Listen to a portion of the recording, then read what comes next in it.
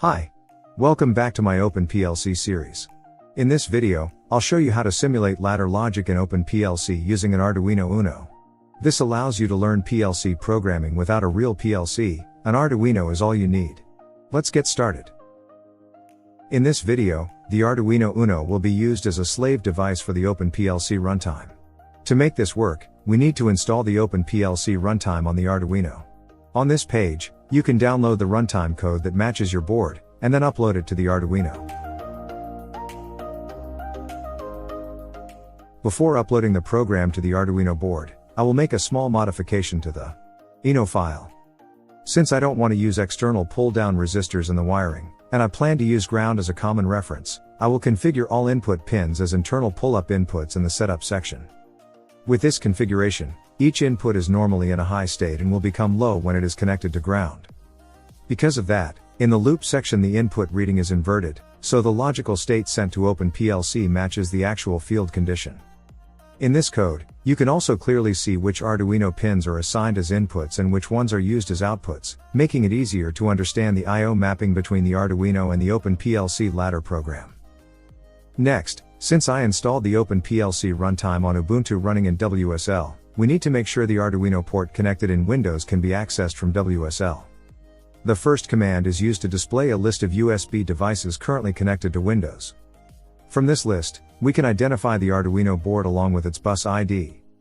The second command shares the selected USB device from Windows so it can be accessed by other subsystems. This step requires administrator privileges and makes the Arduino available for attachment to WSL. The third command attaches the shared USB device to the WSL environment. After this step, the Arduino is no longer only visible to Windows, but also accessible from Ubuntu running in WSL. The last command is used to verify that the Arduino has been successfully detected in WSL. If everything is correct, the serial device will appear as a /dev/t interface, which can then be used by OpenPLC runtime. Next, open the OpenPLC runtime web interface and navigate to the Slave Devices section. Add a new device, choose Arduino as the device type, and verify that the Arduino serial port is correctly detected. After that, click Save Device. This page also shows the input and output addresses that can be used later in the ladder program. This is the list of tags used in the example ladder program that I created. The input and output addresses are mapped directly to the Arduino configured as a slave device in OpenPLC runtime. In this example, I am using 4 push-button inputs connected to the Arduino, and 3 LED outputs that will be controlled by the ladder logic. This is a simple ladder diagram. It starts when push button 1 is pressed, which turns on LED 1 and latches it. Push button 2 is used to turn off LED 1. In the next rung, the contact of LED 1 is used as a trigger. When LED 1 is active and push button 3 is pressed, it turns on the start blink coil. In the following rung, I use a ton timer. Ton stands for on delay timer. This timer is used to alternately turn LED 2 and LED 3 on and off, based on the preset time. Finally, push button 4 is used to stop the blinking process and turn the outputs off. Next, go to the Configuration tab and create a runtime connection by selecting OpenPLC Runtime version 3. Enter the IP address of the runtime and wait until the status shows that it is connected. After the connection is established, click the debugger icon on the left side. This step compiles the ladder program and establishes communication between the OpenPLC editor and the OpenPLC runtime, allowing the program to be downloaded and executed on the runtime. This mode also enables debugging and simulation, so you can see the ladder logic running in real time and easily analyze the program behavior.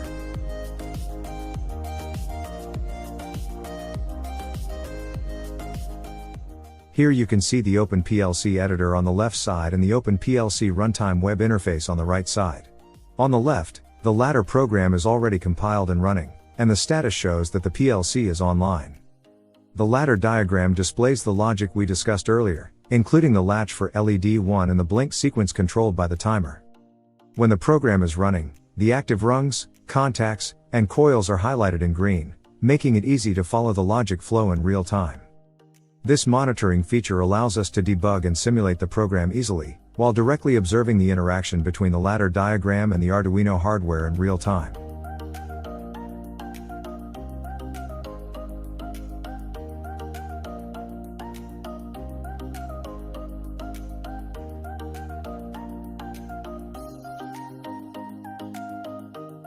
Now, this is the same setup, but using an Arduino Uno. The latter program is running in OpenPLC, with the Arduino Uno configured as a slave device. The push buttons act as inputs, and the LEDs act as outputs, all controlled by the ladder logic. When a button is pressed, the corresponding LED responds immediately, showing real-time communication between OpenPLC and the Arduino hardware.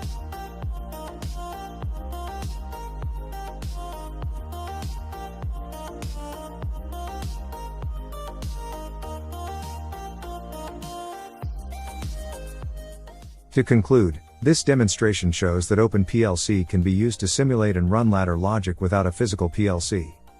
By using an Arduino Uno as a slave device, we can learn PLC programming, test ladder logic, and debug I/O behavior using simple and affordable hardware.